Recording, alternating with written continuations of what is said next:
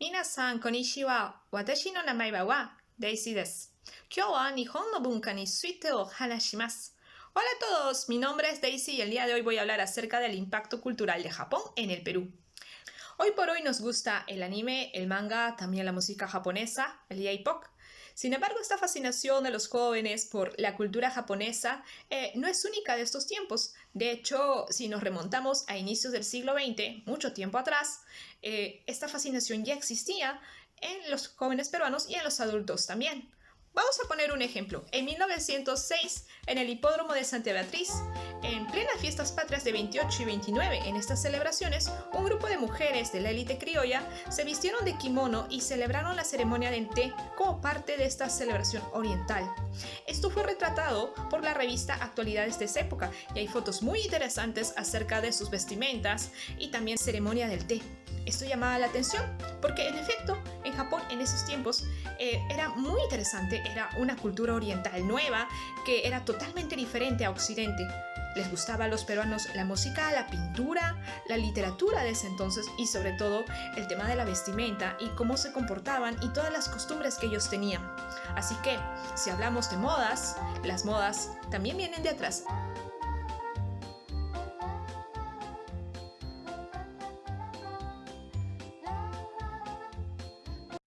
El Japón por ese entonces estaba de moda, efectivamente. Y si una palabra puede resumir esto sería, oh, que kirei, que ureshi o que kawaii era Japón. La prensa peruana se encargó por ese entonces de difundir la cultura japonesa de diversas maneras. En 1908, la revista Variedades, que empezaba a circular, decidió hacer un recorrido por las mansiones de los aristócratas limeños. Y adivinen qué encontraron. La mayoría de las mansiones contaba con artefactos japoneses como muebles, objetos preciosos, muñecas o incluso pinturas. Eduardo Muelle, cónsul en Hong Kong, tenía, por ejemplo, en su mansión diferentes pinturas de ukiyo-e. Bastante interesante, ¿verdad? Incluso tenía réplicas de Hokusai. Esto nos demuestra que los peruanos estaban muy sintonizados con la cultura japonesa y que la admiraban su historia y admiraban el arte.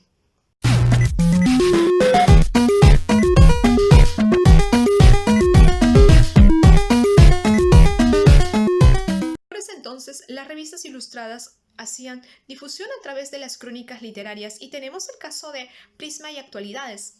Ambas en 1904, 1905 y 1906 presentaban crónicas literarias. Prisma tenía a Enrique Gómez Carrillo, que visitaba Japón y las ciudades de Kobe, Kioto, Tokio y Yokohama. En ellas, Enrique Gómez Carrillo plasma su interés por la arquitectura y por esta majestuosidad de estas bellas construcciones que a su entender les parecían maravillosas porque contrastaban además con la modernidad japonesa del periodo Meiji.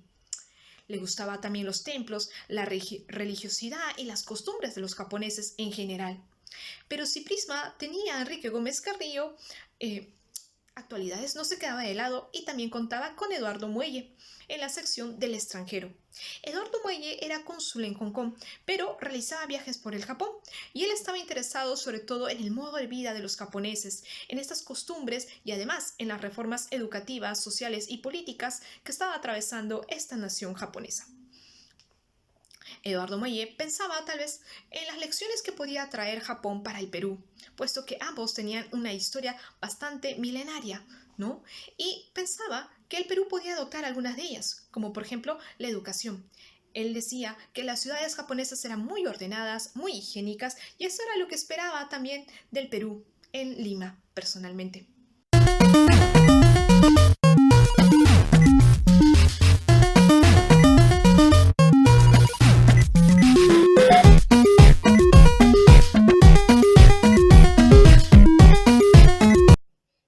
Pero no solo se tenían crónicas literarias, también se daba un espacio para la creación. De hecho, las revistas ilustradas de ese entonces, como Prisma o también Actualidades, tenían secciones en las cuales los escritores peruanos pudieran escribir sus experiencias reales o imaginarias acerca de Oriente y también de Japón. Un ejemplo es esta sección denominada Sensaciones de Oriente. Piensen en ese bonito título. Dentro de este segmento, dentro de esta sección, se ubican varios cuentos retratados en Japón.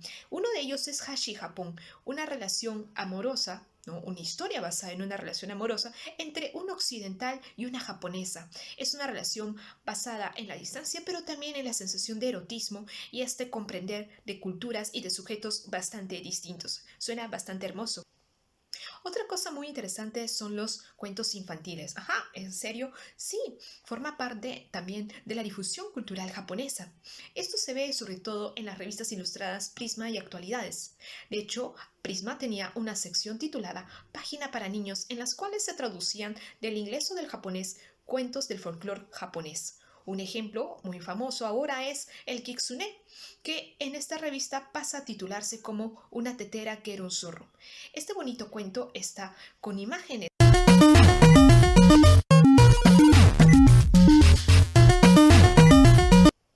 Seguimos trasladándonos y ya nos vamos ahora a los periódicos. Y considero de manera personal que la prensa plasmaba mucho esto a través de las fotografías. Y un ejemplo, tal vez el ejemplo emblemático sea la crónica. La crónica día tras día y sobre todo en 1914, 15, 16, tomaba fotos diarias y las usaba como portadas. Estas fotos no eran del Perú, sino eran acerca de las festividades japonesas, festividades religiosas, festividades tradicionales. Y a la crónica le gustaba en particular esto porque pensaba y hacía la pregunta para sus lectores ¿cómo Japón ahora es tan moderno y a la vez conserva todas sus costumbres como antaño?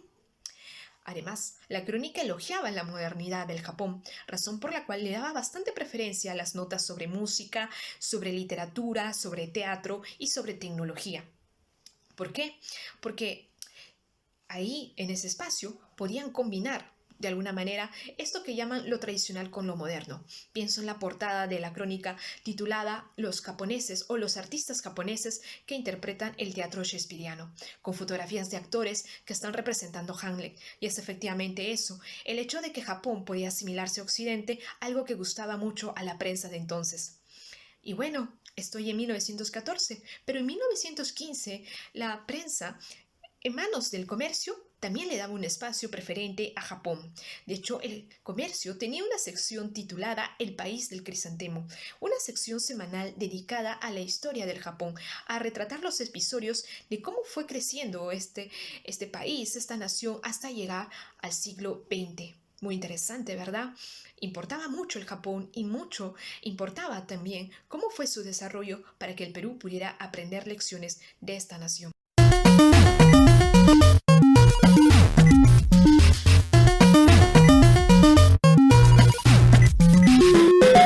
Finalmente, creo que si podemos tener una reflexión final, diríamos que el Japón ha estado de moda desde hace mucho tiempo. No solamente ahora en el siglo XXI, no solamente en la década de los 90, no solamente cuando apareció en el anime, sino de hecho mucho más atrás. Y el Perú es fiel reflejo de eso, puesto que muchos peruanos en la antigüedad también se sintieron fascinados por la cultura japonesa, por lo que representaba para Oriente, por todo el avance y por esta capacidad de tener un enorme bagaje cultural milenario y también, además, de sumarse a la modernidad y de poder constituirse como un país moderno a inicios del siglo XX.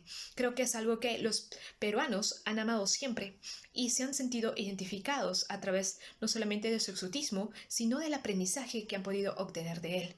Así que la próxima vez, cuando vayan a un Matsuri, a una festividad, o cuando consuman anime o escuchen canciones, piensen que en realidad sus abuelos, bisabuelos, también hicieron lo mismo.